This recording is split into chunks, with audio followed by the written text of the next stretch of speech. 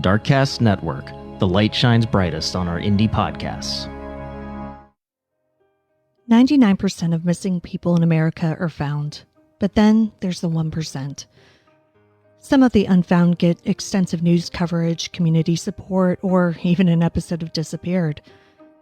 Others, however, get forgotten. Their case is barely investigated before being put on a shelf to collect dust. Even though Danielle Bell was only 14 years old when she went missing in 2001, she falls into the latter category. Danielle came from a troubled home in Cantonment, Florida. She looked older than she was, and that led people to treat her like she was older than she was. Even though she was just a child, Danielle soon found herself in some very adult situations. When she went missing on September 28, 2001, no one outside of family and close friends looked for her. Everyone gave up on Danielle, but not her sister. Now, over 20 years after her disappearance, Bonnie Bell continues to fight for her little sister and for change. When a person goes missing, there's a special kind of pain in the not knowing. I want to tell you the stories of those who never came home. Today, I want to tell you the story of Danielle Bell. I'm Kona Gallagher, and this is And Then They Were Gone.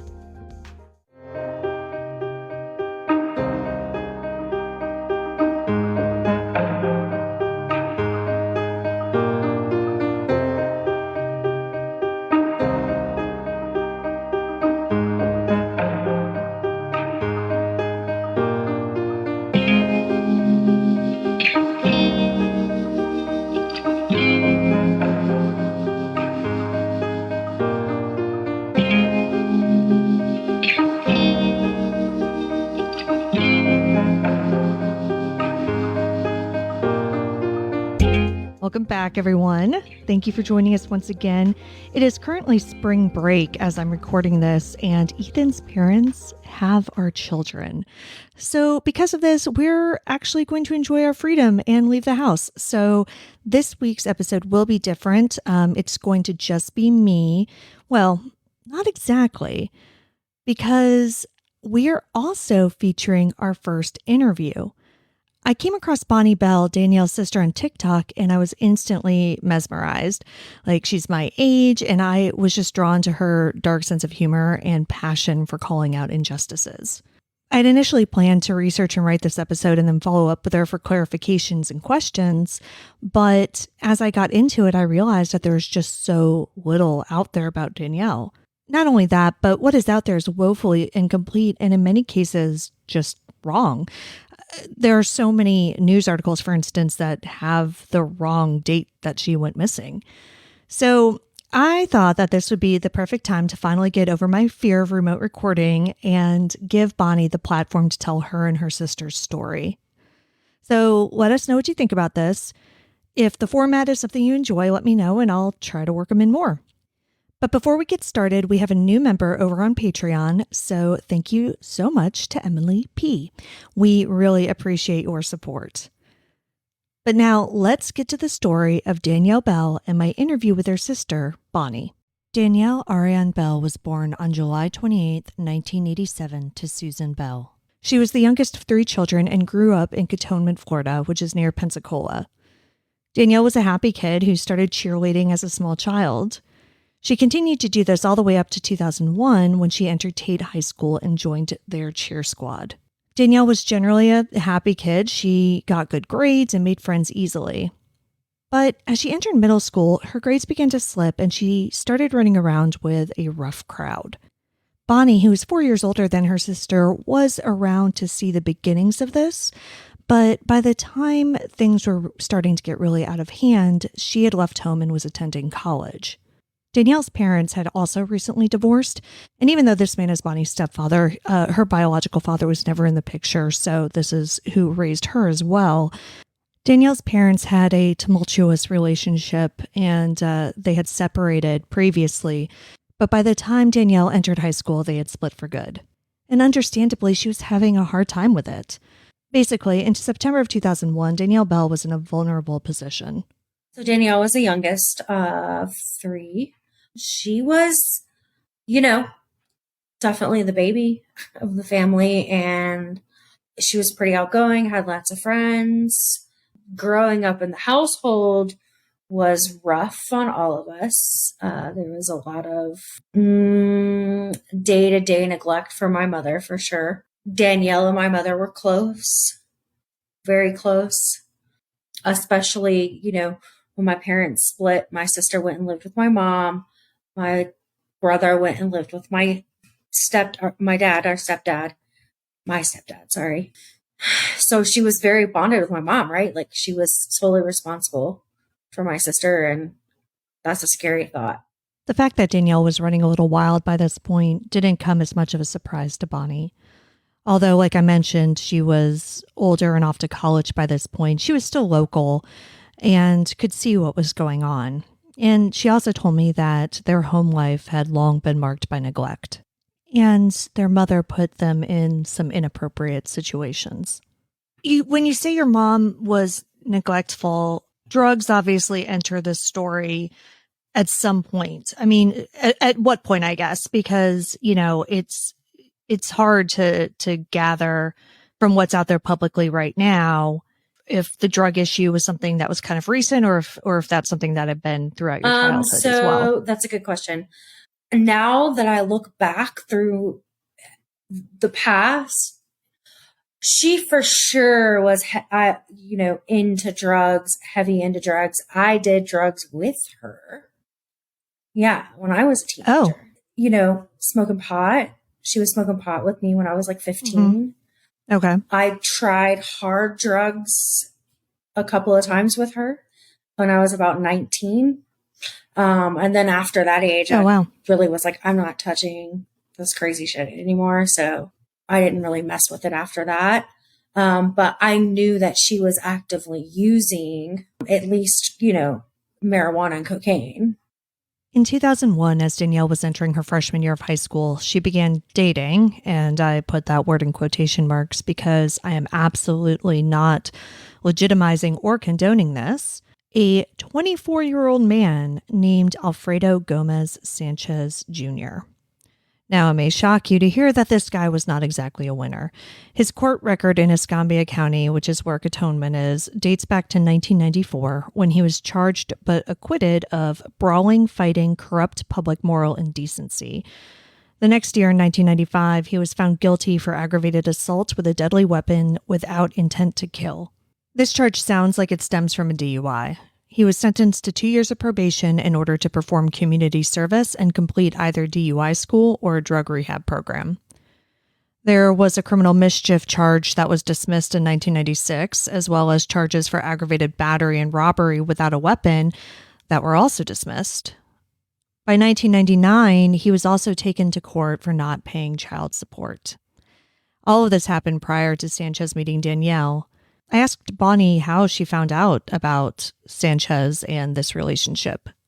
So 2 weeks before my sister went missing, I scheduled photos to be taken on the beach of me and my brother and sister.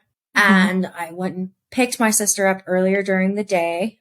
We were wearing the white shirts and jeans, typical beach pictures. Yeah. Oh yeah. And of so course. 2001, yeah. Absolutely. And so I took her to go get a white shirt, mm-hmm. and we just hung out. We hung out at my house, got in the pool for the day. We got ready together. We went, got my brother, then went to the beach, got the pictures taken, dropped him back off. And as we're pulling out of the neighborhood for me to take her home, she says, will you stop this is back in the day, we used to have a payphone so I can call my friends so they can come get me. Mm-hmm. And I said, no, I'm taking you back where I got you from. Bonnie now believes that the friend Danielle called was Alfredo Sanchez. She didn't realize this at the time because at that point she had never heard the name Alfredo Sanchez. It wasn't until after her sister's disappearance that she connected this phone call and a disturbing evening at her grandmother's house where her mother and Danielle were living with Sanchez. This evening that Bonnie's about to talk about also marks the last time she would ever see her little sister. This is when it really blew up for me, when it started to get nasty with me and my mom. So this is 2 weeks before my sister went missing. It was a Sunday night. We get there and my mom had a boyfriend at the time that was he was living there. His name is John Bass. Okay. I don't think he's been questioned enough either. But anyways, that's another story. I'm hanging out. I'm going to eat dinner, right? I'm like a college student. I need to eat dinner there. So I was eating, for sure. And next thing I know, these 3 older guys walk in with my sister. Like, she met them outside and they're coming in. And there's like this whole conversation about her going to hang out with these guys that are in their mid-20s with my mom. Well, it just so happens that one of them is Alfredo Sanchez, his cousin and his brother. Basically, I get into an argument with my mom and my sister. So I asked my mom, I'm like, who are these guys? Like, they're older than I am. And I was Maldives then. So my mom's like, she babysits their kid or one of their kids. I was like, it's like 9:00 on a Sunday. What the fuck? And she's 14. So my sister, of course, is like, Bonnie, you need to shut up. You need to chill.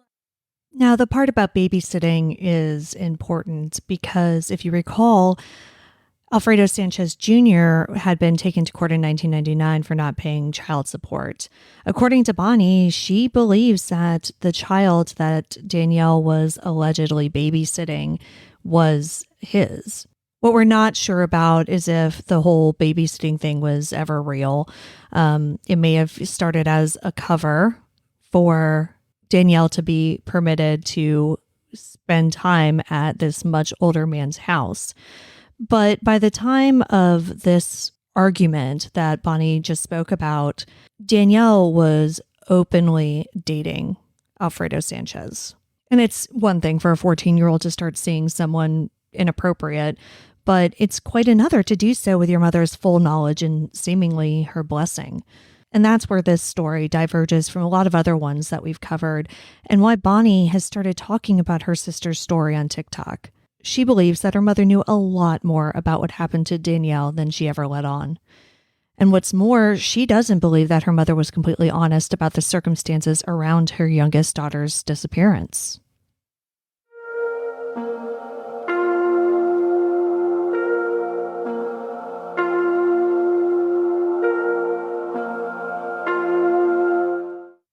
The general story that has been reported over the years is that Danielle was grounded, but on Friday, September 28th, 2001, she snuck out, went to a party, and never returned. But what none of the reporters ever ask is this. If Danielle was grounded, why did it take 2 days for her mother to report her missing? According to Bonnie, it's because the whole grounding story is complete nonsense. I read something that said she was grounded. Is that true? Because that doesn't seem like it fits. I think that was my mother's attempt after she went missing to show that she had some type of control over the situation. I don't believe she was actually grounded. No. She also claimed that her and my sister got into a fight before my mom left and went to my brother's football game that evening. But my uncle swears up and down he does not recall seeing her at that football game. On the night of September 28th, Danielle started out with some high school friends. They attended a party at a park about 3 miles from her home. It was a typical high school party. There was music, drinking, maybe a little bit more. The park also happened to be in Alfredo Sanchez's neighborhood, and his younger brother Alex was in attendance. According to witnesses, Danielle didn't leave with the friends she came with. Instead, she was seen getting into a white Lincoln Continental with Alex Sanchez. They went to a second party at the home of a man named Robert Bassett. This is another interesting item from the reporting on this case. Danielle attending this house party is one of the known facts that pops up in news articles. But in everything that I've read, Bassett is just treated as a man who happened to throw a party that this young girl ended up at. But according to Bonnie, this wasn't a random party at all. Let's talk about who this guy is. Now, is this somebody who you think Danielle knew before this evening? Yeah, because he was best friends with Alfredo Sanchez. They weren't buddies. They go way back. Okay, so this isn't So this isn't a situation where like Danielle was with Alex and who she knew, and they just went to like some guy's house for a party, which also happens in high school. I mean, just because you go to a party at somebody's house doesn't mean that you've ever met them or, know them in any way, right? Can I tell you 100% for sure that they knew each other beforehand? No, but yeah. I'm 99.9% sure because he was such a picture in Alfredo's life anyways, and that whole crew hung out together all the time. Yeah. And by the whole crew, I mean, you mean him, the Alfredo, like the brother, the cousin? Alfredo, Robert Bassett, his best friend, his brother, Alex Sanchez, and his cousin, Roel. So they go to this party at Robert Bassett's house. It's not, so Danielle's around not safe people. She's around people she knows though. And then basically she's not seen after that. So what happened at that party and what happened after that party, what it comes down to is she never made it home that night. Right. Correct. No one has seen her since that night. Here's the timeline as we know it. Friday night, Danielle attends a party in a park. She leaves that park with Alex Sanchez and attends a second party at Robert Bassett's house. She does not make it home after that. According to Susan, even though Danielle was allegedly grounded, she had given her permission to stay the night at a friend's house. Now, keep in mind, this was in the days before everyone had cell phones, so it wasn't like your parents could just shoot you a text to check in on you. It was very common for you to not talk to your parents until you came home the next day from a sleepover. But when Danielle didn't arrive home by Saturday afternoon, she called one of her friends to check in on her. This friend knew Danielle wasn't with her, but basically wanted to cover for her friend, so she told Susan that Danielle was there, but she was busy and would call her later. The friend, of course, didn't suspect that anything was wrong. She just thought she was doing her friend a favor and not getting her in trouble with her mother. Even though Danielle never called her back, Susan apparently didn't panic. She also didn't panic when Danielle failed to come home on Sunday. It wasn't until Sunday evening that Danielle's grandmother convinced Susan to call the police and report Danielle missing. When police arrived, it went about as well as you would expect. What was their reaction, I guess? Like, how seriously did they take it? What did they originally say to her? Listed her as a runaway. Right. That old and classic. She hadn't taken anything with her. There was nothing. She didn't take any clothes. She didn't take anything. Just what she left with what she had on. Susan didn't tell Bonnie that night that she'd reported Danielle missing. The next morning on Monday, Bonnie called her mother for an unrelated reason and says that when she answered the phone, Sarah was hysterical. She could barely understand what she was saying, but eventually figured out that Danielle was missing. Bonnie immediately drove over to start searching. The Escambia County Sheriffs, the department who had this brand new case, didn't assist in the search. Instead, it was a group of about 15 of Danielle's friends and family. First, I went and searched the river area, Muskogee River, which is in North Escambia County. That area, that's where kids went to go party, skip school, all of the things. Okay. And then we started getting, my grandmother was getting phone calls from that friend of hers that I was mentioning about where we should look. So we were looking everywhere. We were going to her friends' houses and knocking on doors, hotspot hangouts that the kids in that area were hanging out at parks, the river, like I said. Yeah. So we were, just canvassing with flyers by the end of that day. I guess, so day one, I mean, what were you thinking? Like, what did you think the most likely scenario was at that point? At first, before I found out all the story about these guys, at first, I certainly was confused. My hope was that she was either skipping school Monday, I don't know, hanging out with a friend, passed out drunk somewhere. I don't know, yeah.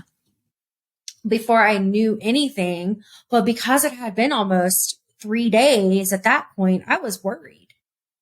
I was 1,000% worried on that day. And then it got progressively worse. Yeah. She had been classified as a runaway, but I'm assuming you quickly figured out that she hadn't taken anything with her, or anything like that. So I'm assuming, right, that you had kind of brushed aside that possibility pretty quickly. Oh, yeah. No, I didn't think she had ran away.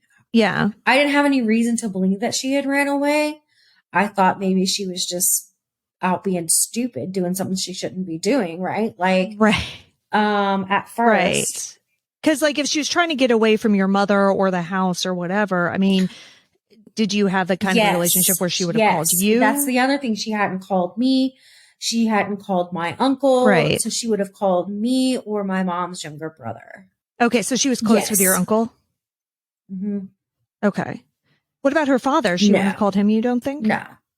Not if she was in trouble. Right.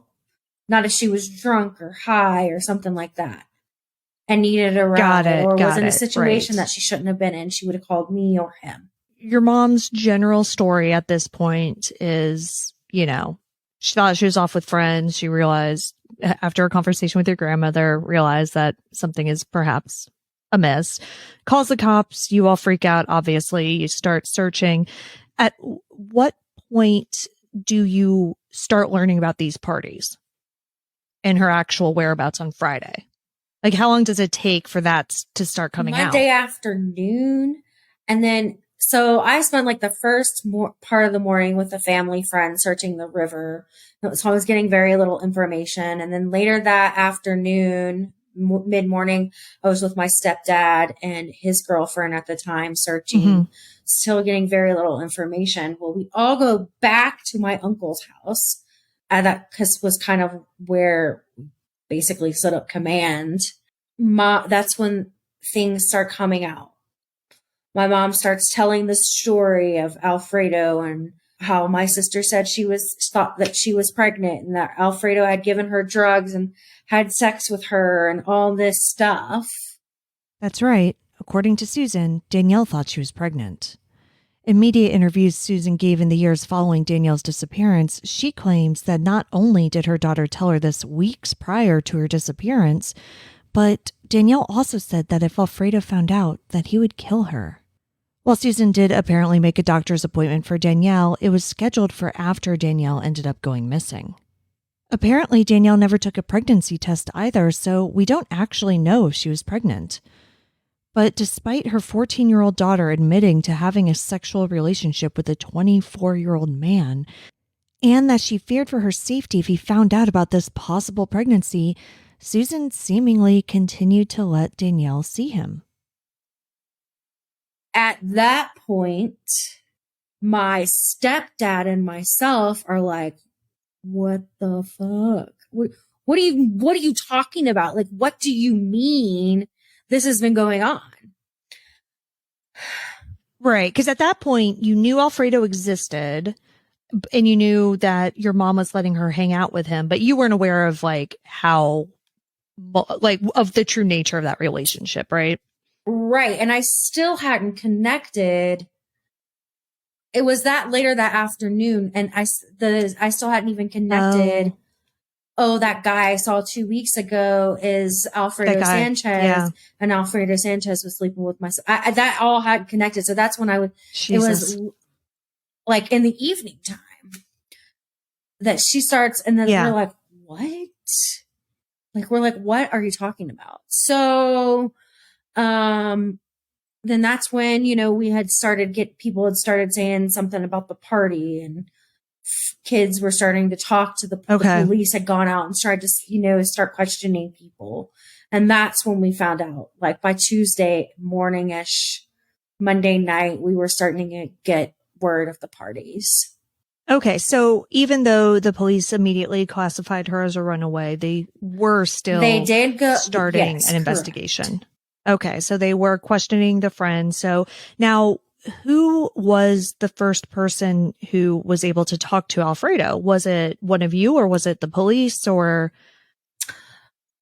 who spoke to him first? Well, we tried to find him. We couldn't find him. Yeah. No one could find him for 3 or 4. After a few weeks, police were able to track down Alfredo and his cousin Roel. Roel said that he had no idea what had happened to Danielle, but that he was worried and had been out searching for her as well. Alfredo had a different story. Alfredo eventually was tracked down by police, or just he came back, or He how did ended that up all coming back, happen? and the police, he talking to the police. And then did he admit seeing Danielle that night? Well, at first he claimed he didn't even know who she was. Alfredo did eventually admit to knowing Danielle, but stuck to his story that she was just the babysitter. While the other people involved, Robert Bassett, the cousin Roel, his brother Alex, did eventually admit to knowing who Danielle was, at least, their stories kept on evolving as well. He simply just doesn't, none of them own up to seeing her that night, except for an occasional slip up. And when they were, being investigated, Robert changed his story 8 times. He said at one point in time that she ended up leaving with another friend from that party, from his house.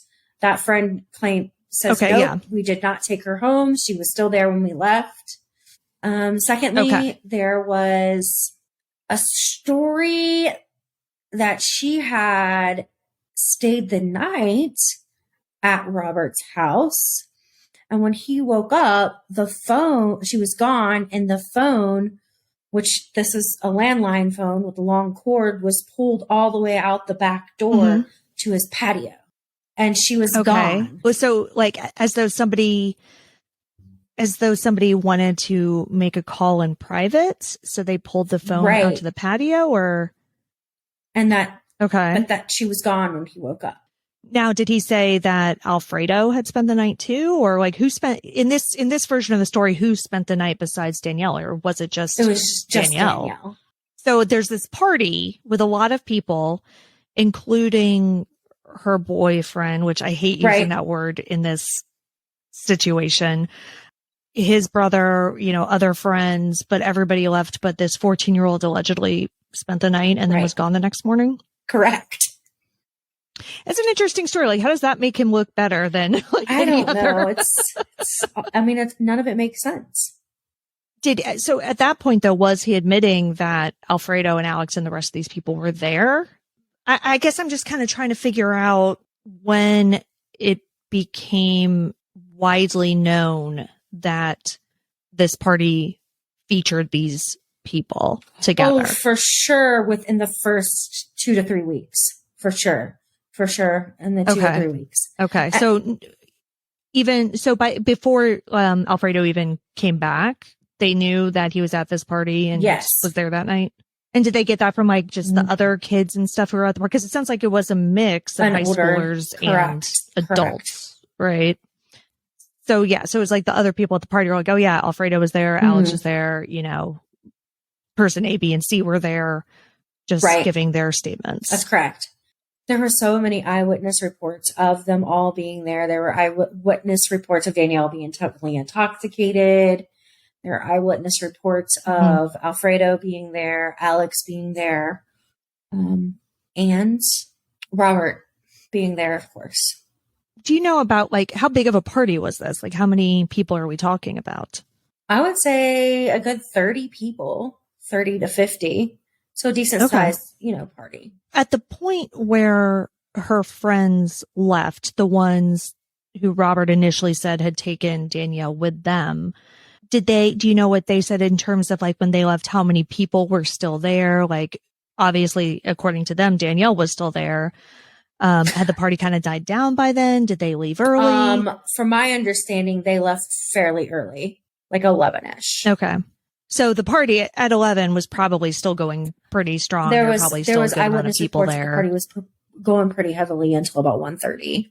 It would stand to reason that most of the players in this were still there and still hanging out. And so now, if they left at 11, some of the people who were saying that Danielle looked intoxicated, I mean, was she kind of bad off early on? Yes. Or was she drinking? Were there drugs? Like alcohol? What kind of? For sure. Okay. And there's a high likelihood that there could have been other drugs involved, but we know eyewitness reports pot and alcohol, like saw her partaking in that. Okay.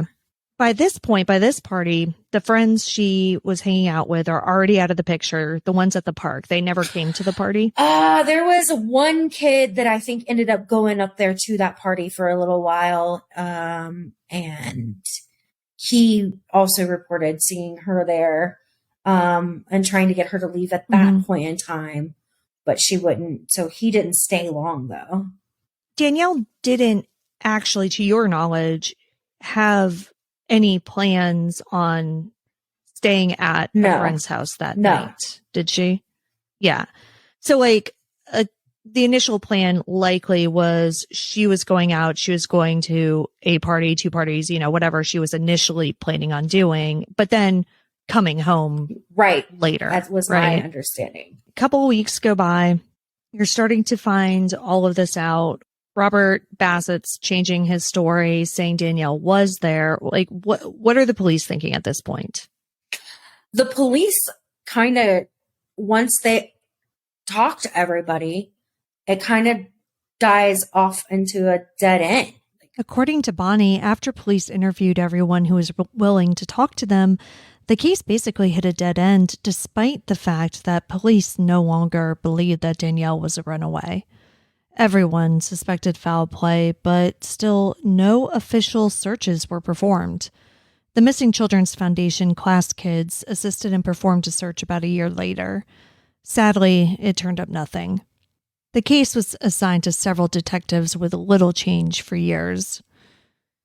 Danielle's case continued to get passed from detective to detective. It wasn't until they were on their third or fourth, a man named Mark Schmeister, that Danielle was able to receive some form of justice. A detective by the name of Mark Schmeister. Mark Schmeister was the best detective we could have ever asked for, and he's the one that got Alfredo in prison. I mean, that's why Alfredo's doing 40-something years. Yeah, and I definitely want to talk about that because that's like the bright spot in this whole thing is that this guy really got convicted of a lot of things and is going to be in prison for quite a while. So, okay, but before we get to that, like the initial investigation, and clearly the searches didn't turn up anything. So the case after that does go a little bit dormant for a while.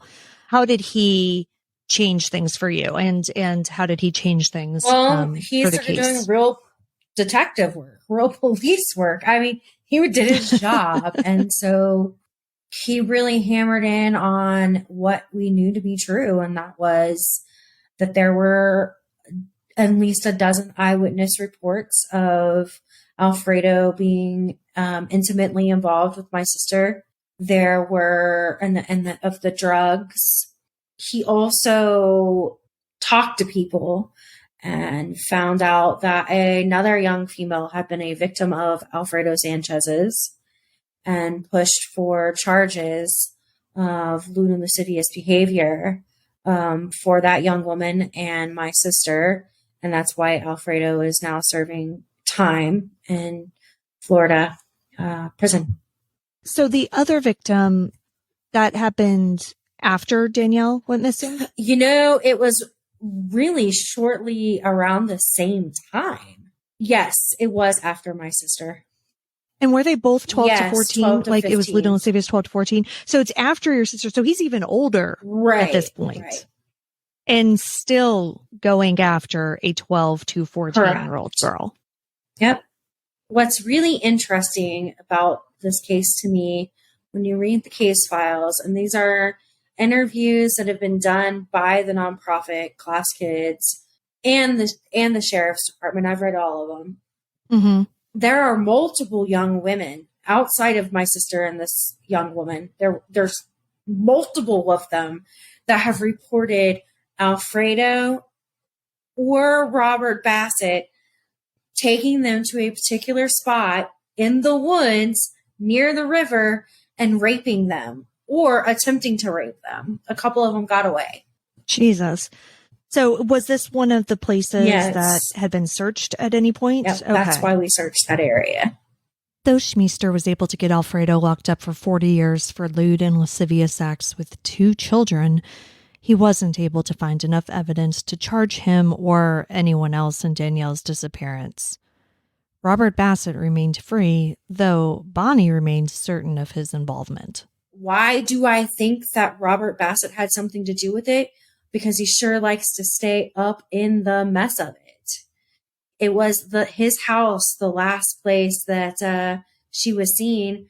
And I think that he would have done anything to keep his friend from getting in trouble. I mean, they were tight. They had been friends since middle school. I have friends that I've had since middle school. I would do just about anything for them to help, keep them out of trouble. Within reason, of course. But, I'm just saying that friendship runs deep. Right. And I think that's really important to talk about because you don't necessarily get that sense at all from anything that's really out there about her case, right? Like, it's you've got Alfredo over here, you have Robert Bassett over here, this is the boyfriend, this is where the party was, but like that, there's not a whole lot of like a connection. And they were very well connected. Unlike Alfredo, Bassett's criminal record is more violent. He has spent years going in and out of prison on probation and is currently locked up on charges unrelated to Danielle's disappearance. Robert Bassett is bebopping around, causing a lot of trouble. Yeah, he's funny. I mean, let's see, his rap sheet is so long, and a lot of it is domestic. And I think that that's important to bring up too. I mean, a lot of it is toward, girlfriends and things like that. He's currently back in jail right now for felony battery and stalking. Yeah. He's got a violent history of I can't remember what. So the victim's advocate from the sheriff's department and the state attorney's office keep in contact with me, and they call or email me and tell me what's going on. And so supposedly he had, outside of the DV charges recently, he also got into a car accident while he was for work. And I can't remember, he was a driver for transport for people that either have disabilities or have to get to medical appointments, which is really scary to think of him being responsible for people that are vulnerable. But he got into a car accident and basically was yelling and threatening the woman that he hit, who had their kid in the car. Oh, Jesus. Scared her. Then he has some domestic violence charges and stalking charges. Anyway. Wow. I mean, I could imagine how scary that was. I've seen his picture and I would be pretty intimidated if he started yelling at me after a traffic accident. I mean, I'm not going to lie. He's a scary dude. Robert, he makes my skin crawl. He's a little creepy. The years continued to go by, and though police would tell them they were still working on Danielle's case, no new information was ever uncovered. Susan and Bonnie would still occasionally be interviewed by local reporters, typically around the anniversary of Danielle's disappearance. It was near one of these anniversaries, about 9 years after Danielle was last seen, that police performed their first and only official search. They dug up and searched Robert Bassett's septic tank. They found nothing. Bonnie continued to try to bring awareness to her sister's case, as well as those of other missing people. But her mother's behavior in the time surrounding Danielle's disappearance continued to bother her. Something wasn't right. And as her mother started deteriorating, everything began to come into focus for Bonnie.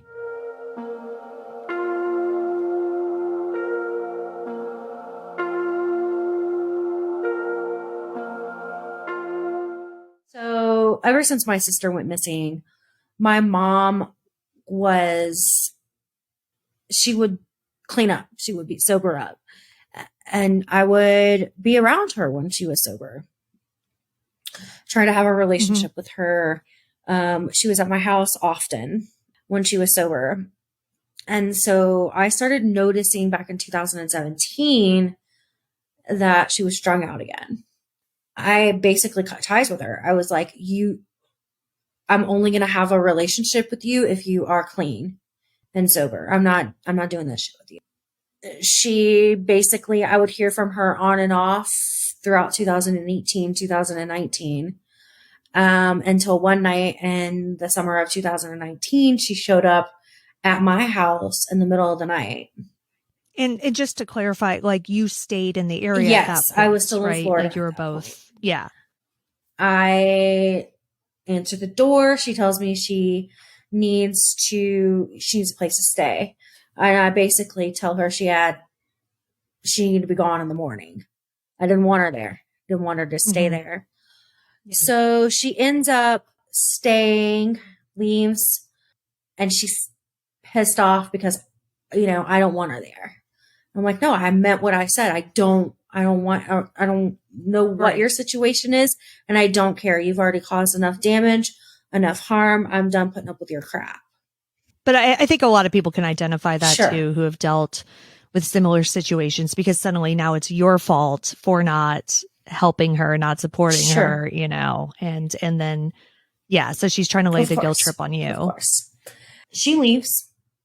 I don't hear from her, but I start getting phone calls that she has basically either she tried to rip a couple of people off for money, like family friends, and they would call me and be like, "Hey, you need to get your mom under control." And I'm like, "What the fuck you want me to do with her?" Right? Like I don't have anything to do with her. I don't talk to her. You need to not have anything to do with her also. Well, then I get a phone call from someone that she was prostituting. And I was like, all right. And that she needed to go get tested because that they knew that she had been with someone that was HIV positive. So I called and I said, I heard that you were prostituting off of New Warrington Road on the west side of Pensacola, and that you had been with someone that you need to go get tested. She's like, I don't know what you're talking about. I don't know. Basically, she didn't know what I was talking about. She hangs up on me. All right, cool. So I start getting more phone calls. Someone calls and tells me that she's at the Queen Mary on Davis Highway. I get another phone call that she had stolen a U-Haul truck or had not returned it, and that they needed this vehicle back. I go to the Queen Mary on Davis Highway and watch her strung out. First, I locate the U-Haul vehicle there, and I find her outside of the hotel returning from wherever, strung out.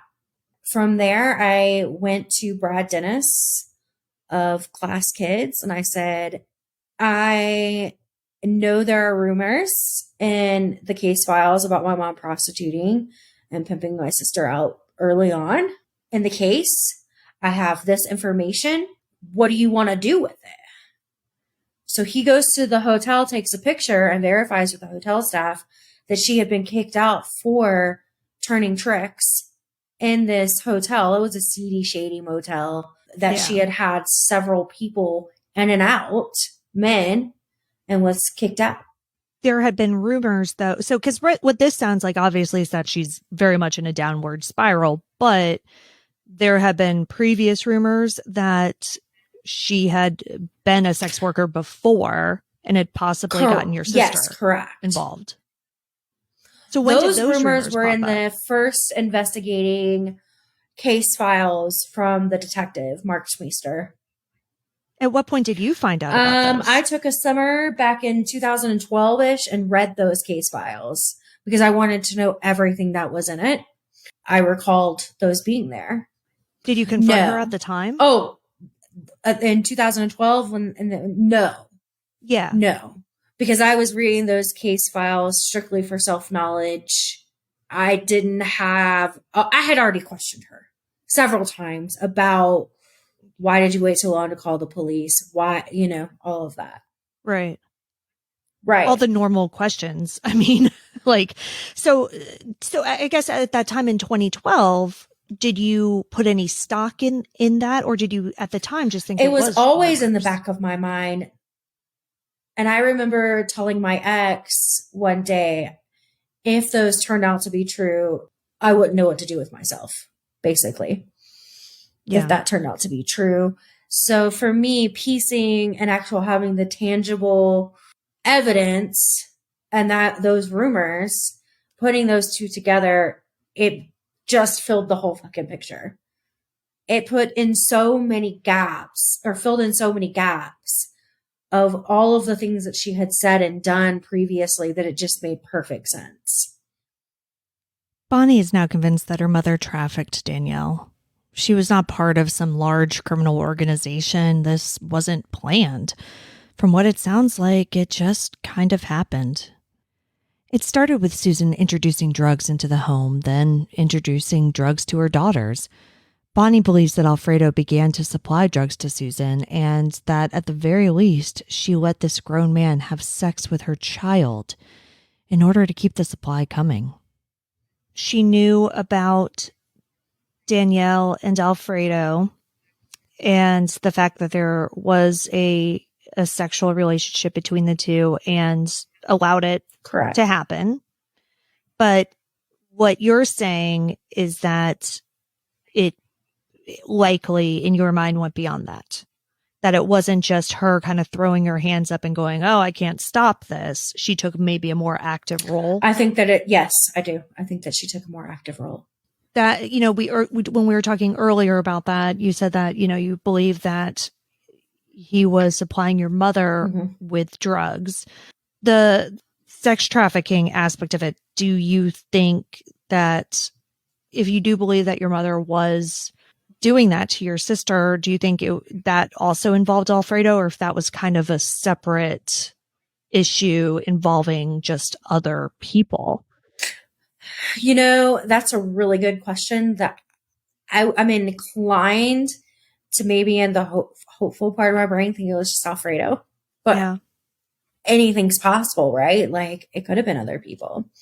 I mean, we hear stories all the time about women pimping their kids out for the different people. And I think that my mother had that temperament and drive given her addiction and her very evident history of neglect. I wouldn't be surprised. Right.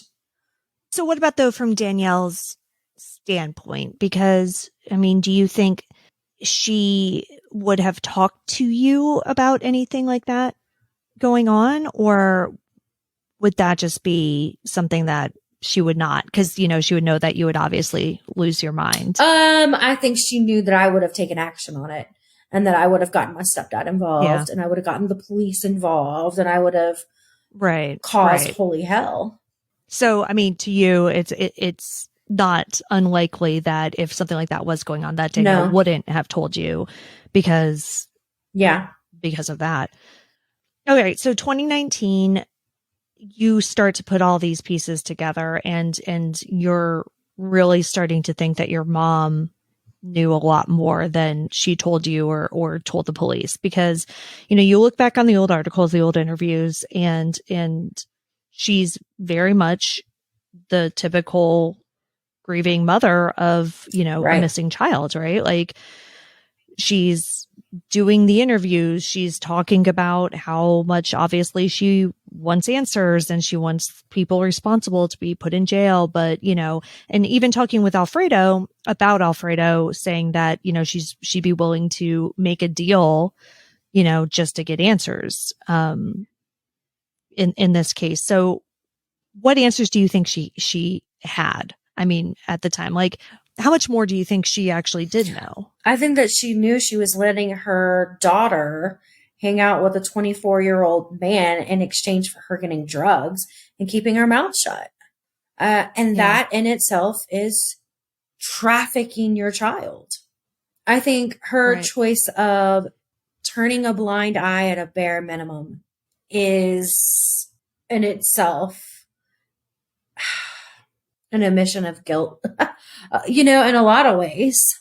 Well, and that's pretty much irrefutable, because, she has said herself that Danielle told her, that she thought she was pregnant. So, like, she knew there was this sexual relationship going on by her own admission. Like, so you're right. At the very, very bare minimum, she was allowing this to happen. My mind goes to the training I've had and the statistics I know and the patterns that she has displayed over time. And when my mind goes there, anything's possible. I don't know the extent outside of what, of what we know to be true of her involvement, but I truly wholeheartedly believe that she knew more than what she's ever said. Yeah. So do you think that the things she held back harmed the investigation? Absolutely. Yeah.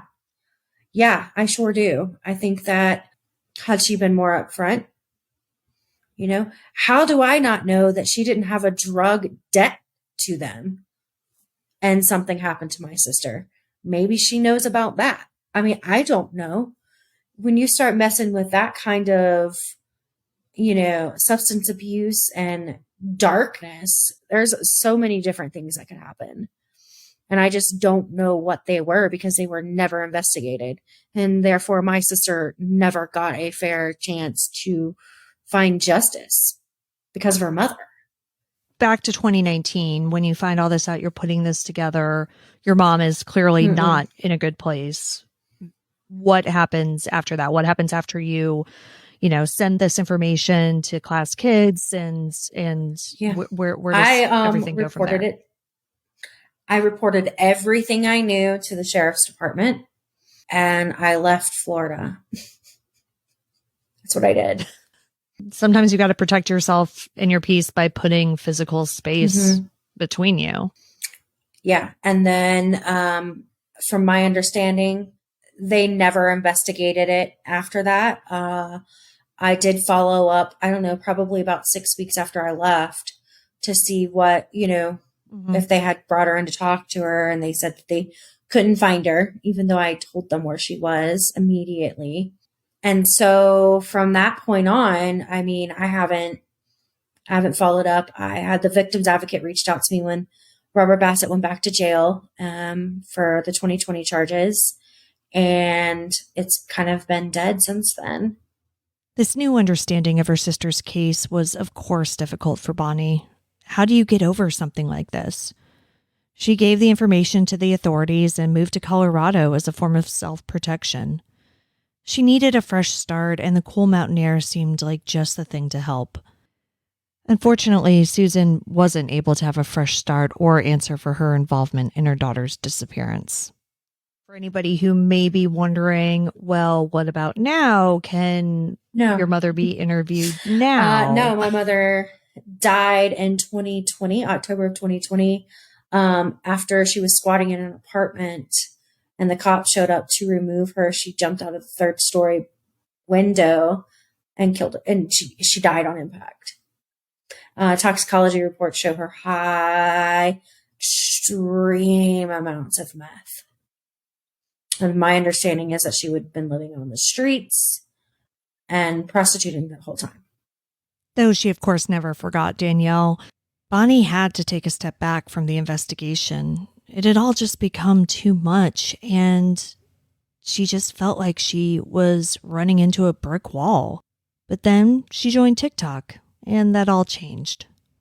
All right, so 2019, you find all this out. Your mother dies in October of 2020. You have moved far away from the entire situation, and it sounds like you kind of took a step back from the investigation a little bit, and then kind of came back with a vengeance from what it seems. So like what spurred that? I mean, what spurred this phase that you're in now? So yeah, I've always been involved some way, somehow with getting my sister's story out there. And yeah, I've taken long breaks. This, that after my mom died, I absolutely took a break. Yeah. I've always been outspoken about, missing persons and like missing persons cases. And I did need that break. The vengeance came back just by chance, really. I did a video on TikTok that went viral, and I kind of was like, okay, well, this is my platform. This is my niche. This is my message. This is something I'm passionate about anyway. So, right. Even outside of my sister's case, just like sexual assault awareness and missing children statistics and keeping pedophiles in their damn place, which is not around children. So, and that's kind of where I'm at today. I don't live on the hope of, finding my sister. I think to be active in missing persons work, if you want to call it that, or human trafficking work, and being a family member, you have to compartmentalize that. And I'm not always good at it, but I try and I take the time when I need it. I'm also got a really big mouth. So I don't do what I do on social media now for just my sister. I do it for all missing persons cases. I mean, I'm flabbergasted at the amount of comments and information people have given me. Like, they think you have to wait 24 hours to file a missing persons report, or they don't know what to do, because being in that initial state of mind when somebody first goes missing and you're a family member, you don't know what the fuck to do. No, you're just panicking. It's you don't know which way is up. We rely on the police to help us, and this misinformation out there. My point is to just educate and get people to advocate for their missing person. I mean, that's really what it's about, is being able to advocate. And this is where our paths converge, and why I thought it was so important to talk to Bonnie after I started watching her videos on TikTok. We try to cover a lot of lesser known missing persons cases on this podcast, and we spend a lot of time talking about the investigations and often where mistakes were made. It's important to remember that police officers usually receive no training on how to investigate missing persons cases, and it is so difficult for a victim's family to know what questions they should be asking or what they should be doing in those early days. Bonnie is now using her platform to help give people an inside look into a missing persons case, with the hope that it may help the next family. I do think that your sister's story is so important in that, because it's a really, I don't want to say it's a good example, but it is of the way that a lot of these cases are treated and mishandled, right? And especially because you've talked about how, you grew up, the neighborhood where you lived is kind of a rough area. Like, you were, of a lower socioeconomic status, and, in an area where the sheriff's department is underfunded, and, they're not following up in the proper way. And so these things that people think are basic that happen in every missing persons case don't. And, like a search, people who don't look at these cases over and over again think, well, of course there's a search. Like, it's a child, it's a 14-year-old. Like, they're of course knocking on doors. They're of course doing all this stuff. And in a lot of cases, it's not, like, these things are not right. done. I mean, totally. And we can see that a lot with, like, missing and murdered and Indigenous women and missing Black kids. Absolutely. My sister is the typical blonde hair, blue-eyed white girl, but from a low socioeconomic status. We didn't get what I would consider to be adequate investigation and services, really, right? Like, this isn't something that we deal with every day. I hope not. Right? So, right. I mean, just, it's so important to know, if you are the loved one, or your loved one's a minority and they're missing, knowing how to advocate for yourself and not taking no, don't take no for an answer when it comes to filing a missing persons report. Go to the media, push, advocate.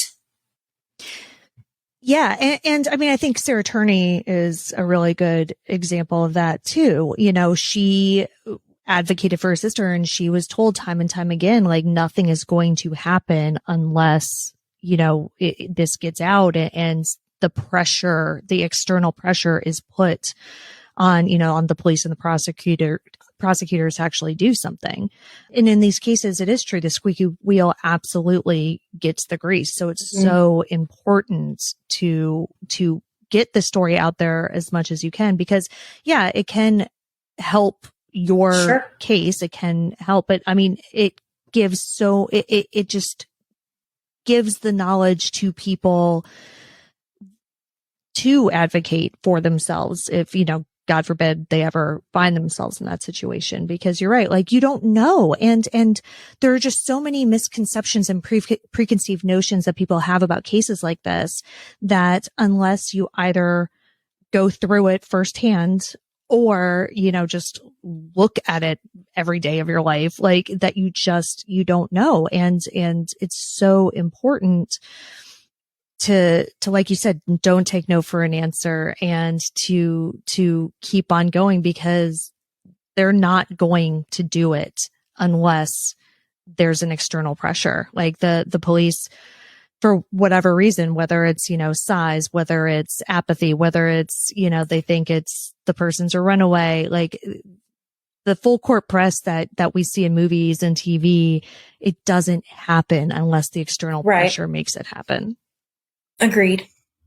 So, I think what you're doing is super important. Again, you're bringing awareness to your sister's case, and possibly again, and awareness, it makes so much difference in these cases, because it's really easy for people to compartmentalize things. And so, especially in something that happened so long ago, we're talking over 20 years at this point, people who were there, who weren't necessarily involved, but who might know things, who might have seen things. It's been 20 years. They've moved on with their life. They put it in a box, and they probably don't think about it that often, and they don't necessarily have any reason to think about it that often. But if they're lying in bed one night at 3 a.m. scrolling through TikTok, and then they see Danielle Bell's name come up, that might maybe spur them to say something that they haven't said before, Absolutely. You never know what could come of it. And honestly, what do you have to lose? Right? I don't. That's just it. Nothing. Yeah. Sure, you're going to piss some people off, but are they really people that you want to make happy to begin with? Nope, I do not. Bonnie says that unless Danielle's body is found or someone confesses, the chances of her case moving forward at this point are slim. She's able to take some comfort in the fact that the people whom she believes are responsible for her sister's death are currently locked up, but that certainly doesn't mean she has closure. While that particular word remains elusive, Bonnie has found some sort of peace and purpose at this point in her life. And when it comes to Danielle Bell and what happened to her, this is what Bonnie wants you to remember. The most important thing for me, for people to know, is that she was a child. She was 14. Yeah. She wasn't given a fair shot at life due to a neglectful household, a neglectful mother. And then the situation that she was dealt with was fucked up, and she deserves justice. And so, I think if you do have information, it's important to report it and remember that she was a child, especially if you have children now. Yeah. I hope that those people do think about that.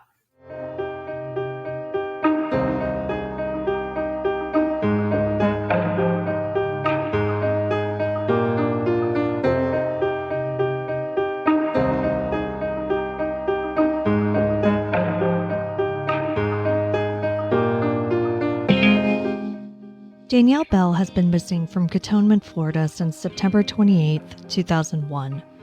She is a white female with light brown hair and blue eyes. At the time of her disappearance, she was 5'4" and between 110 and 120 pounds.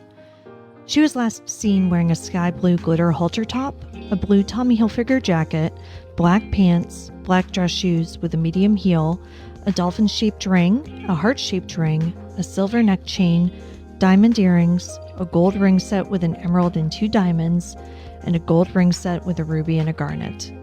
She was carrying a Tommy Hilfiger purse. Danielle was 14 when she went missing. She would be 35 today. Anyone who has any information about Danielle Bell's disappearance is urged to call the Escambia County Sheriff's Office at 850-436-9620 or the National Center for Missing and Exploited Children at 1-800-THE-LOST. That's 1-800-843-5678. And we want to give a big thank you to Bonnie Bell for talking to us for this episode. You can see all the sources for this episode along with photos and videos at our website, andthentheyweregone.com. Don't forget to like us on social media. We're on Facebook at And Then They Were Gone Pod. Be sure to check us out on Twitter, Instagram, and of course TikTok at ATTWG Pod. Also, if you like what we're doing, please subscribe and consider leaving a 5-star review on Apple Podcasts. It will help new listeners find us. And we'll see you here next week for a brand new episode. And Then They Were Gone is hosted by Kona Gallagher and Ethan Flick. All research, writing, and editing is done by Kona Gallagher. Theme music is The Stork by Ketsa. Additional music is provided by Kai Engel. And Then They Were Gone is a Little Monster production.